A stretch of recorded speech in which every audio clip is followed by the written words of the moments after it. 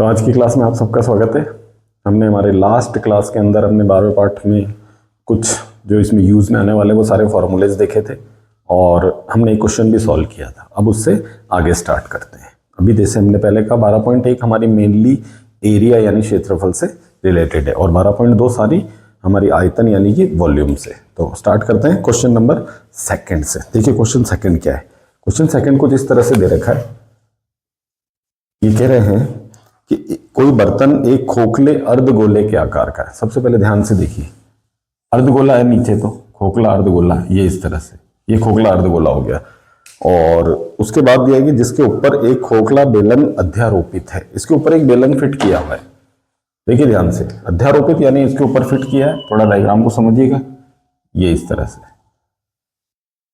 ये यानी कि नीचे, इधर नीचे हमारा कौन हो गया, अर्धगोला। ये हमारा अर्धगोला है और अर्धगोले के ऊपर बेलन फिट किया हुआ है। थोड़ा अगर हम देखें कि इसमें मेजरमेंट कौन से हैं, तो ये अर्धगोले की क्या होगी, त्रिज्या, और जो अर्धगोले की त्रिज्या है वही हमारी बेलन की त्रिज्या और ये कहलाती है बेलन की हाइट। ठीक है, अब जरा मेजरमेंट देखते हैं। क्वेश्चन में क्या दिया है, अर्धगोले का व्यास 14 सेंटीमीटर है। भाई अगर अर्धगोले का व्यास 14 सेंटीमीटर है डायमीटर, तो रेडियस त्रिज्या उसकी आधी हो जाएगी और आधी होकर हमारे पास कितनी आ गई, 7 सेंटीमीटर। दूसरी चीज थोड़ा ध्यान से सुनिए, दूसरा इसमें दे रखा है इस बर्तन की कुल ऊंचाई 13 सेंटीमीटर है। देखिए कुल ऊंचाई है, केवल ऊंचाई से कंफ्यूज नहीं होना। ऐसा नहीं हो कि हम उसको बेलन की ऊंचाई समझ लें, ना ना, पूरे बर्तन की हाइट। अब पूरे बर्तन की हाइट गौर से देखिए कि कहां से कहां तक है। सबसे पहले अगर हम पूरे बर्तन की हाइट की बात करें तो यहां से स्टार्ट होते हुए ये यहां तक, यानी कि अगर मैं इसको इस तरह से यहां बनाऊं तो पूरा 13 सेंटीमीटर मेरा यहां से लेकर यहां तक है और बेलन की हाइट सिर्फ इतनी सी है।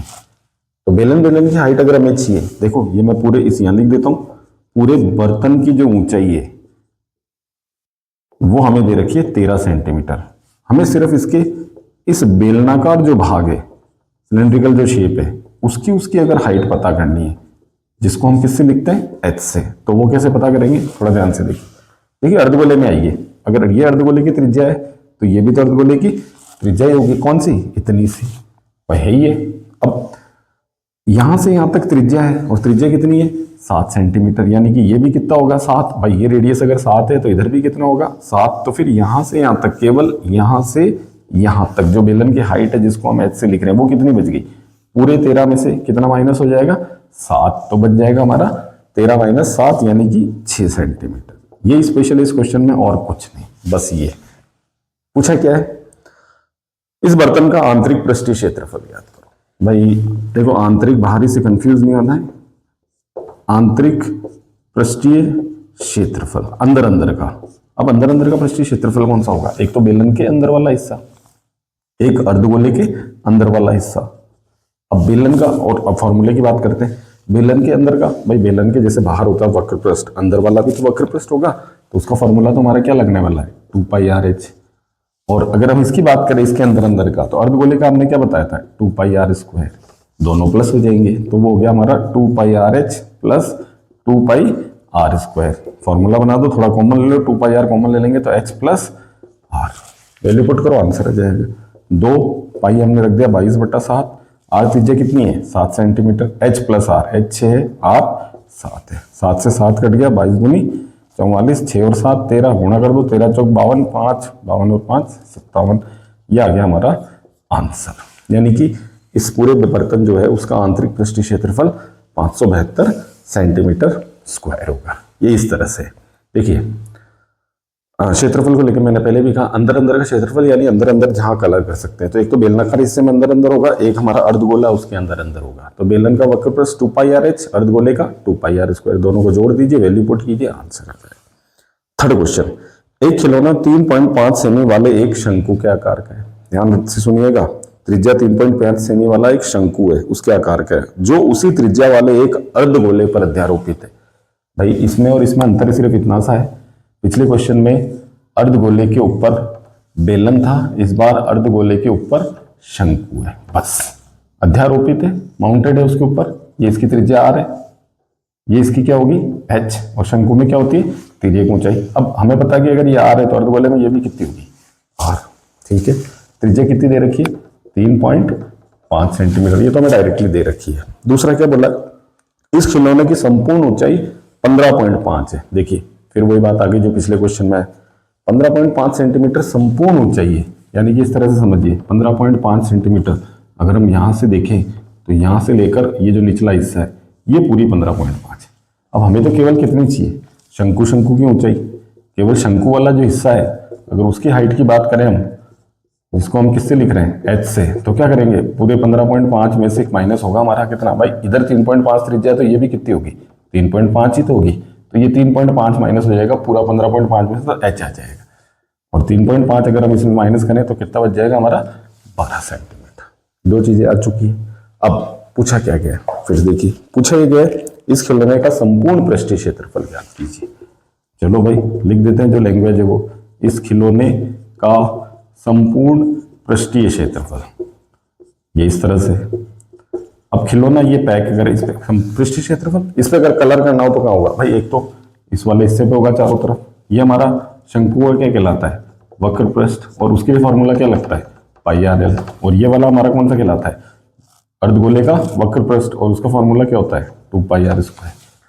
तो भाई फॉर्मूला तो ये लगना है, यानी कि शंक्वाकार हिस्से की बात करें तो पाई आर एल और इसका 2 पाई आर स्क्वायर।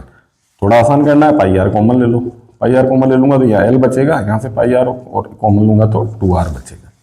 अब एक चीज थोड़ा ध्यान दे दें, इस फॉर्मूले में हमें जो वैल्यू पुट करनी है, हमें r चाहिए और l चाहिए, पाई तो हम 22/7 रखने वाले, l हमारे को नहीं दे रखा, l हमें पता करना है। यानी अब इसमें क्या यूज में आ गया, जो हमने फॉर्मूला पढ़ा, अगर शंकु की ऊंचाई और त्रिज्या मालूम हो तो उसकी तिर्यक ऊंचाई यानी स्लैंट हाइट पता कर सकते हैं, तो वो यहाँ पता की।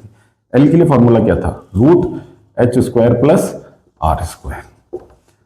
h कितना आया था, 12 सेंटीमीटर, तो 12 का स्क्वायर, r तो हमें मालूम है 3.5, स्क्वायर कीजिए, 12 का स्क्वायर 144, इसका 12.25 जोड़ दीजिए तो ये हो गया मेरा 156.25, और ये कितना हो गया 12.5 सेंटीमीटर। देखिए वैदिक मैथ से बहुत जल्दी से आ सकता है, हमने पहले भी कहा था। पॉइंट छोड़ दीजिए, 35 का स्क्वायर हमें पता है, 5 का 25 होगा, 3 का एकाधिक हो जाएगा, 3 चौक 12 तो 12.25। इसको रिवर्स उल्टा देखिए, 25 का 5 हो गया और 156 12 को 13 से गुणा करने पे आता है, तो फिर 12.5 हो गया वैदिक गणित से। अब वैल्यू पुट कर दो, हाँ भाई मैं एल मालूम हो चुका है तो यहाँ रख दीजिए, पाई 22/7, आर त्रिज्या 3.5, एल प्लस आर, एल कितना निकाला हमने 12.5, और आर हमारे पास 3.5, 2r है देखिए, तो 2r ये वैल्यू पुट कर दी। ये पॉइंट उठाऊंगा नीचे 10 लगेगा, 7 ने 35 को 5 बार काटा, 5 ने 10 को 2 बार, और 2 ने 22 को 11 बार, यानी बाहर तो मेरा 11 आ गया। इधर थोड़ा ध्यान से देखिए, 12.5 प्लस 3.5 का डबल हो गया, एग्जैक्ट कितना हो गया 7, दोनों को जोड़ेंगे तो कितना हो गया 19.5, गुणा कर दो 11 पंजे 55, 5 बच गए 99 और 5 104, 10 बच गए, 11 कम 11 और 10 21, हमारा आंसर आएगा 214.5 सेंटीमीटर स्क्वायर। देखिए आंसर निकालने की कोई स्पेशल ऐसा नहीं, कैलकुलेशन आप जैसे करना चाहे वैसे करें। हाँ फॉर्मूला क्या अप्लाई होने वाला है, उसमें वैल्यू सही पुट करनी है, मार्किंग भी कुछ इसी टाइप से होने वाली है, फॉर्मूले के मार्क्स होंगे, फॉर्मूले में सही वैल्यू पुट करने के मार्क्स होंगे, और उसके बाद बचा हुआ आंसर तक जाएगा। ये हमारे 2 क्वेश्चन हुए। अब इसके बाद स्टार्ट करते हैं हमारा थर्ड क्वेश्चन। अब थर्ड क्वेश्चन क्या है वो देखिए, अगर हम अगले 2 क्वेश्चन की बात करें, थर्ड तो हो गया है, फोर्थ और फिफ्थ की, तो ये दोनों क्वेश्चन सेम है, लेकिन दोनों में एक चीज जो पूछी गई है वो थोड़ी सी अलग टाइप से पूछी गई है फोर्थ में। हाँ हमें ये दिखेगा कि अरे भाई फॉर्मूले तो दोनों में एक जैसे ही लग रहे हैं, और ऐसा होने वाला बिल्कुल थर्ड में और फोर्थ में। थोड़ा सा डायग्राम को समझने की कोशिश कीजिए। अब हमारा बोर्ड 2D है, इसलिए हमें थोड़ी सी कल्पना करनी है कि हाँ इस तरह से कैसे, देखिए समझिए। भुजा 7 सेमी वाले एक घनाकार ब्लॉक के ऊपर एक अर्धगोला रखा है। ध्यान से देखिए, घनाकार ब्लॉक, घन के आकार का ऐसा ब्लॉक है, कोई भी लकड़ी का टुकड़ा कुछ भी मान लो ऐसा, ये है हमारा ब्लॉक। इसकी कोई एक सतह, जैसे ये ऊपर वाली सतह, अब बोर्ड पे डायग्राम तो ऐसा ही बनेगा, अगर ऊपर वाली सतह को हम वैसे बनाएं देखें तो वो तो ऐसी तो होगी भाई, वर्गाकार होती, ऐसी होगी ऊपर वाली सतह। इसके ऊपर अर्धगोला रखा है। अब देखिए यहाँ सिर्फ समझने की बात है, क्योंकि मैंने पहले भी कहा है, और वो अर्धगोला इस तरह से रखा हुआ है, अभी मैं बता दूं इसमें, इस तरह से इसके ऊपर अर्धगोला, यानी अर्धगोला इस तरह से रखा है कि वो उसकी जो परिधि है वो चारों इधर जो है इसको टच करती हुई जा रही है, जो वृत्ताकार हिस्सा है। थोड़ा ध्यान से आगे भी पढ़ते हैं। अर्धगोले का अधिकतम व्यास क्या हो सकता है, पहला क्वेश्चन तो ये पूछा है। और दूसरा, इस प्रकार बने ठोस का पृष्ठीय क्षेत्रफल ज्ञात करें। थोड़ा ध्यान से सुनिए। सबसे पहले तो ये देखो कि अर्धगोला अगर पूरा पूरा ऐसा, अधिकतम का मतलब मैक्सिमम, बाहर नहीं निकलना चाहिए, तो अर्धगोले का अधिकतम व्यास कितना हो सकता है? अर्धगोले का अधिकतम व्यास इतना हो सकता है, ठीक है। और हम सबको पता है अर्धगोले का व्यास, और ये जो एक साइड है, ये भुजा ये हमें दे रखी है कितनी, 7 सेंटीमीटर। तो भाई जो इसके ऊपर अर्धगोला रखा है हमने, उस अर्धगोले का जो मैक्सिमम डायमीटर यानी अधिकतम व्यास है वो भी कितना होगा, 7 सेंटीमीटर ही होगा, उससे ज्यादा तो हो ही नहीं सकता। बिल्कुल यहाँ देखें, इस तरह से यूं देख लो, इधर देख लो, इधर यूं देख लो, 7 सेंटीमीटर हो सकता है। दूसरा क्या पूछा, ये जो ठोस बन रहा है इसका पृष्ठीय क्षेत्रफल। अब देखिए, एक चीज जो मैंने पहले भी कही है, वापस से रिपीट कर रहा हूं, ये क्षेत्रफल या एरिया से रिलेटेड क्वेश्चन आया ना, तो यूं समझना कि मुझे इस पे कलर कहाँ कहाँ करना है। थोड़ा सा ध्यान से देखिए, अगर इसमें मुझे कलर करना तो क्या करूंगा, चारों साइड होगा किसके, घन के। पैंदा अभी भी सही है पूरा का पूरा, तो पैंदे पे होगा, यानी 5 तो इसकी फलक हो गई, पृष्ठ हो गई इसकी, ठीक है। अब उसके बाद क्या होगा, इस अर्धगोले के ऊपर ऊपर वाले हिस्से पे होगा, ठीक है। अभी भी एक जगह और बची जिसको बहुत सारे लोग मिस कर देते हैं, और वो है ये। भाई अर्धगोला अगर हमने फिट किया है ये इस तरह से, अगर अर्धगोला अगर फिट हुआ तो यहां पर भी तो बच गया भाई, ये चीजें भी तो बच रही है, इस पे भी तो कलर होगा, तो ये भी क्षेत्रफल में शामिल होगा। यानी क्या हो गई, 4 दीवारें नीचे पैंदा, तो 5 तो उसकी सतह हो गई, यानी 5 का तो क्या हो गया, 5 इंटू ए स्क्वायर, ठीक है। एक तो ये हो गया। दूसरा, इसके बाहर बार होगा, ये सबको पता अर्धगोला है तो क्या लगेगा formula, 2 pi r square. Last, इसका एरिया कैसे आएगा, अब इसके लिए तो कोई फॉर्मूला है नहीं, लेकिन गौर से देखें, पूरे वर्ग के क्षेत्रफल, ये वर्ग ही तो हमारा भाई, घन की एक फलक क्या होती है, स्क्वायर होता है। पूरे वर्ग या स्क्वायर का जो एरिया क्षेत्रफल है उसमें से कौन माइनस हो रहा है, एरिया ऑफ सर्कल, यानी वृत्त का क्षेत्रफल। तो वृत्त का, तो फिर हमारा कौन बच जाएगा, ये शेडेड या छायांकित भाग बच जाएगा, यानी कि वृत्त का क्षेत्रफल भुजा स्क्वायर, उसमें से माइनस होगा वृत्त का क्षेत्रफल वर्ग में से, तो पाई आर स्क्वायर। थोड़ा सा इसको सॉल्व कर दीजिए, ये हो गया मेरा 5 square, 2 pi r square, a square minus pi r square. Finally इसको अगर हम थोड़ा सा देखें तो 5 ए स्क्वायर तो कितने हो गए, 6 ए स्क्वायर, और 2 पाई आर स्क्वायर में से 1 पाई आर स्क्वायर माइनस, तो एक बार बच गया। बिल्कुल फॉर्मूले को थोड़ा छोटा कर दिया है इस तरह से। मैं फिर कह रहा हूं, ये स्पेशल है, ध्यान रखिएगा ये वाली चीज। फिर से बता दूं, 1 2 3 4 5, ये तो ये हो गई। 2 पाई आर स्क्वायर गोले के बाहर बाहर होगा। अब गोले ने एक फलक जो है उसको ढक रखा है, तो उसके 4 कोने तो बच ही गए, तो क्या हो रहा है, वर्ग में से वृत्त का क्षेत्रफल माइनस हो रहा है, यह है। अब वैल्यू पुट करो, 6 इंटू भुजा स्क्वायर। अब भुजा की बात करें, पूरी भुजा कितनी दे रखी है, 7 सेंटीमीटर, तो ये 7 का स्क्वायर, पाई 22/7, आर का स्क्वायर। अब थोड़ा सा यहाँ आइए, इसकी त्रिज्या कितनी होगी।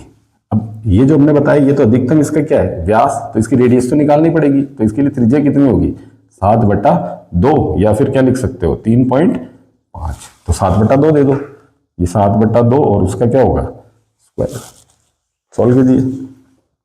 7 का स्क्वायर 49, इधर 22/7 तो है ही है, ये हो गया मेरा 7/2 इंटू 7/2, एक 7 कैंसिल हो गया, 2 ने इसको कितनी बार काट दिया, 11 बार। इंटू करो, 6 9 54, 5 6 चौक 24 और 5 29, इधर 11 7 77 और बटा में 2। अगर यही सॉल्व करना चाहो तो 77 का आधा कितना होता है, 38.5, जोड़ दो 294, 6 इधर दे दो, तो ये हो गया 332.5। देखिए कैलकुलेशन में फिर से कह रहा हूँ, जिसको जैसी आसान लगे वो वैसी करे, ठीक है। अब मैंने क्या कहा था, जो अगले 2 क्वेश्चन है उनमें सेम चीज है, मैं बता दूं कि इसमें और इसमें डिफरेंस क्या है। मेरा क्वेश्चन भी ऐसा ही कह रहा है, वापस से वही सब कुछ, लेकिन इसके अंदर जो अर्धगोला है वो ऊपर रखा गया है, ऊपर रखा है उल्ट। और अगले जो क्वेश्चन है उसमें, अगर ये घनाकार बॉक्स हमारा पास, घनाकार कोई भी है, अगर ये लकड़ी का टुकड़ा है पूरा, कोई गुटखा टाइप से, ठीक है। अब इसमें से ये कह रहा है कि इस बार अर्धगोला खोद के बाहर निकालना है। देखिए अगर ये वॉल्यूम यानी आयतन का क्वेश्चन हो तो बहुत अंतर है, लेकिन एरिया का होगा तो अलग चीज है, यानी कुछ इस तरह से। फिर से कह रहा है कि ऐसा घनाकार, ये ब्लॉक हो गया। पिछले क्वेश्चन में अर्धगोला उसकी ऊपर वाली कोई एक सतह पे रखा था, इस बार अर्धगोला ऊपर नहीं रखा है, अर्धगोले को यूं अर्धगोला टाइप से खोद के ये बाहर निकाला है इसमें से। बात समझने की कोशिश कीजिएगा। अर्धगोला बाहर निकाला, ऊपर वाली सतह को देखोगे तो वो अभी भी होगी, इसी तरह से होगी। क्यों? क्योंकि भाई इस तरह से तो होगा ही होगा। ये चीज यहां से खोद के बाहर निकाल दिया है, ये ध्यान रखिएगा। अब ये फिर कह रहा है कि इसका पृष्ठीय क्षेत्रफल ज्ञात करो। अब क्षेत्रफल की बात करें, यूं ऊपर उल्टा रखें या खोद के बाहर निकालेंगे, यही फॉर्मूला बनने वाला है। क्यों? 5 सतह भी बिल्कुल तैयार है, 5a²। ठीक है, अर्धगोला गड्ढा भी तो हुआ है भाई, अंदर गड्ढा हुआ तो उसके अंदर अंदर वाली बात है, तो उसमें फॉर्मूला क्या लगेगा? 2πr²। और एक ये जो 4 कोने बच गए ये तो है ही है, और इसका वही है, पूरे एक वर्ग के क्षेत्रफल में से वृत्त का क्षेत्रफल माइनस करना है। क्वेश्चन क्या है? एक घनाकार ब्लॉक के एक फलक को अंदर की ओर से काटकर एक अर्धगोलाकार गड्ढा इस प्रकार बनाया जाता है कि अर्धगोले का व्यास घन के एक किनारे के बराबर हो। मतलब भाई पूरा टच होना चाहिए चारों तरफ, तभी तो इसका व्यास जो है वो इसके एक किनारे के बराबर होगा। तो फिर पूछा क्या है? वही चीज पूछिए, इस ठोस का पृष्ठीय क्षेत्रफल, सरफेस एरिया बताओ भाई। अब थोड़ा सा अगर हम इसमें कोई चीज को ध्यान से देखने की कोशिश करें, कोई ये करें कि अगर जैसे ये त्रिज्या की बात करें, तो अगर हम ये मान लें कि इसकी त्रिज्या जो है, अगर कोई ये कह दे कि भाई अगर इसकी साइड को मैं ए ले लूँ थोड़ी देर के लिए, बात मेरी समझने की कोशिश करना, क्योंकि यहाँ मेजरमेंट नहीं दिया हुआ है। अगर इसकी फलक ए है तो ये जो अर्धगोला बनेगा, हम सबको पता है घनाकार जो ब्लॉक है उसकी भुजा अगर मैं ए ले लूँ, ठीक है, तो अगर भुजा ए है तो जो ऊपर हमने अर्धगोला काटा है उसका व्यास मैक्सिमम कितना होगा? ए होगा। बिल्कुल, ये मैं देखिए ये ए है तो ये भी तो ए होगा, तो इसकी त्रिज्या कितनी होगी? और वो होगी व्यास की आधी, यानी a/2। निकालना में क्या है? इस पूरे ठोस का पृष्ठीय क्षेत्रफल। तो ये तो हम आसानी से निकाल देंगे, ठोस का पृष्ठीय क्षेत्रफल। एक बार याद दिला दूं वापस, 6 साइड आ रही है 6a², सॉरी 5 साइड आ रही है 5a², प्लस अर्धगोला गड्ढा खोदा है तो 2πr² आएगा, प्लस इनका चाहिए तो क्या करो, वर्ग में से वर्ग यानी भुजा स्क्वायर, और उसमें से माइनस हो जाएगा वृत्त का क्षेत्रफल, और वो होता है πr²। हमने सॉल्व किया था, ये 5a² 6a² हो गया, और यहाँ 2πr² में से πr² माइनस होके ये आ रहा है। वैल्यू पुट करो, 6 a को a रहने दो, पाई भी पाई रहने दो, r का स्क्वायर, r कितना है? a/2। देखिए मेजरमेंट नहीं है तो जो हमने इनको नाम दिया उसी का आंसर पता करना है। 6a², ये पाई, a², 2 का स्क्वायर 4, एलसीएम ले लो, कितना आ गया? 4, 1 से 4 बार, 4 × 6 24a², इधर पाई है। ज्यादा से ज्यादा क्या कर सकते हो भाई, a² ऊपर कॉमन है तो 24 प्लस पाई, और नीचे मेरा 4 चल रहा है। अब इसमें सेंटीमीटर या ऐसा तो है नहीं, हिंदी में लिखना चाहे तो ये लिखना पड़ेगा वर्ग इकाई, और अगर इंग्लिश में लिखना चाहे तो स्क्वायर यूनिट कर दो, ये इस तरह, क्योंकि इसमें मेजरमेंट मीटर सेंटीमीटर में तो है नहीं, तो दोनों में फॉर्मूला वही लगा है, इसमें और इसमें। लेकिन यही चीज अगर ये क्वेश्चन आयतन का होता तो बहुत डिफरेंस होता। अगर ऊपर अलग से अर्धगोला रखा तो आयतन में क्या होता, घन का आयतन और अर्धगोले का आयतन ऐड होता। लेकिन अगर उसमें से अर्धगोला कट करके बाहर निकालना है और अब बचे हुए ठोस का आयतन पूछता, तो घन के आयतन में से अर्धगोले का आयतन माइनस होता। आयतन में फर्क पड़ रहा है, एरिया में कोई फर्क नहीं पड़ रहा है भाई, कलर करना वहीं का वहीं हो रहा है। अर्धगोले में पहले ऊपरी से उल्टे हो रहा था, अब अर्धगोला अंदर से खोद दिया तो अंदर हो रहा है, वो तो वहीं रहा है। तो ये इस तरह से, तो दोनों ही थोड़े से स्पेशल सवाल है, थोड़ा दोनों को ध्यान से समझने।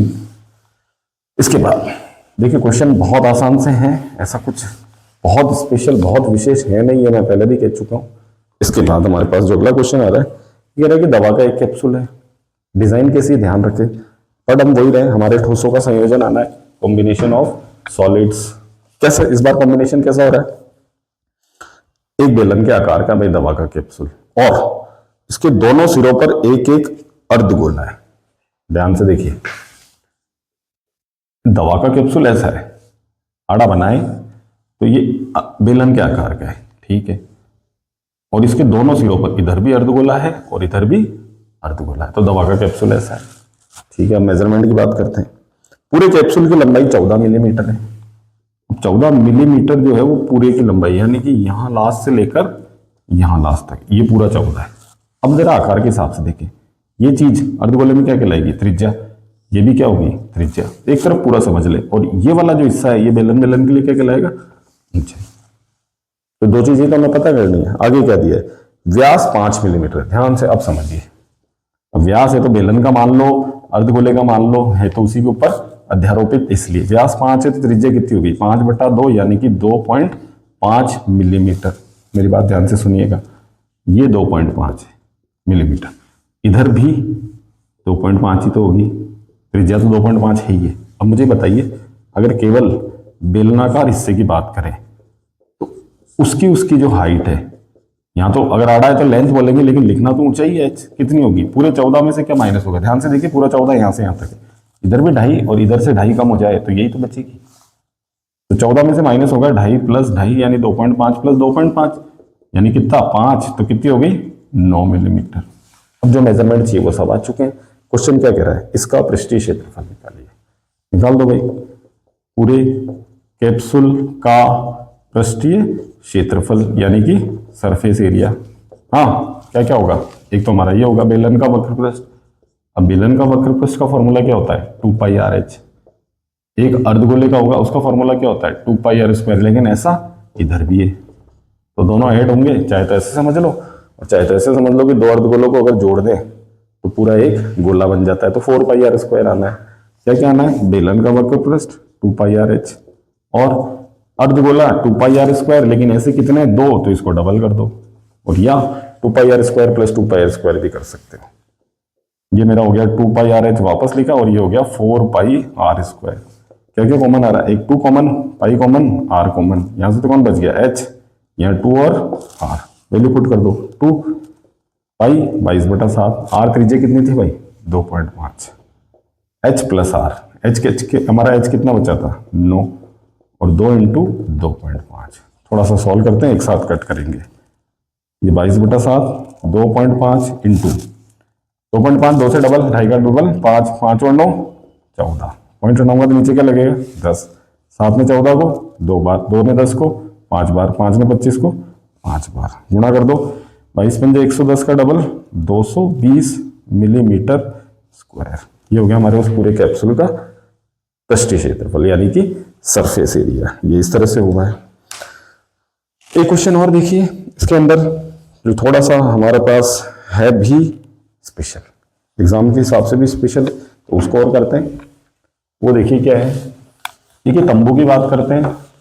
तंबू हमारा कैनवास से बनता है। देखो टेंट में जो कपड़ा यूज में आता है वो कैनवास बोला जाएगा, हम लोकल हमारे गांव की भाषा में तिरपाल भी बोल देते हैं, कुछ उस टाइप से। अब दिया क्या है देखिए, कोई तंबू एक बेलन के आकार का है जिस पर एक शंकु अध्यारोपित है। इस बार नीचे बेलन है और ऊपर शंकु है। सभी जानते हैं, सर्कस का हमने टेंट देखा हुआ है और वो इसी टाइप का होता है, यानी कुछ इस तरह से।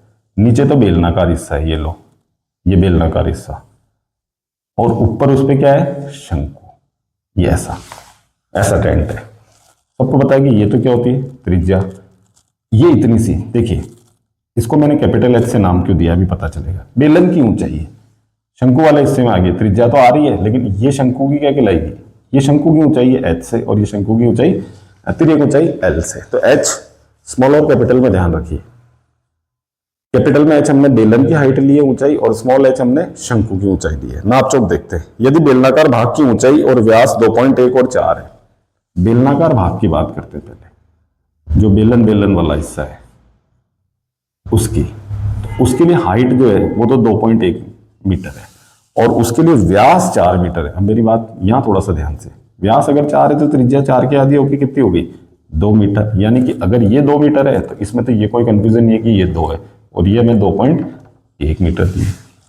शंकु की बात करें, शंकु की तिर्यक ऊंचाई 2.8 है। डायरेक्ट इन्होंने एल ही दिया है, बहुत ही अच्छी चीज है।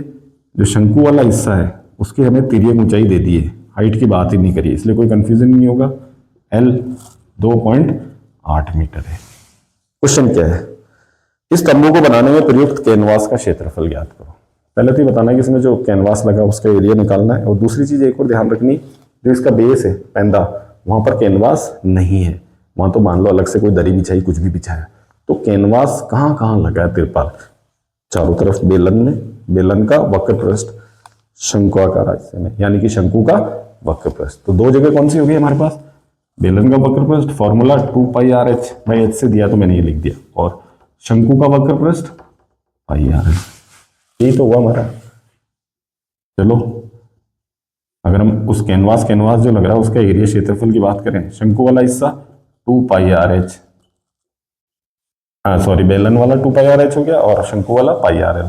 क्या कॉमन दिख रहा है इसमें, पाई और r, यहां से बच गया 2h, यहां से बच गया l। वैल्यू पुट कर दो, पाई 22/7, आर त्रिज्या 2, 2h 2.1 प्लस एल 2.8, एल में 2.8 दे ही रखी है, सॉल्व करो।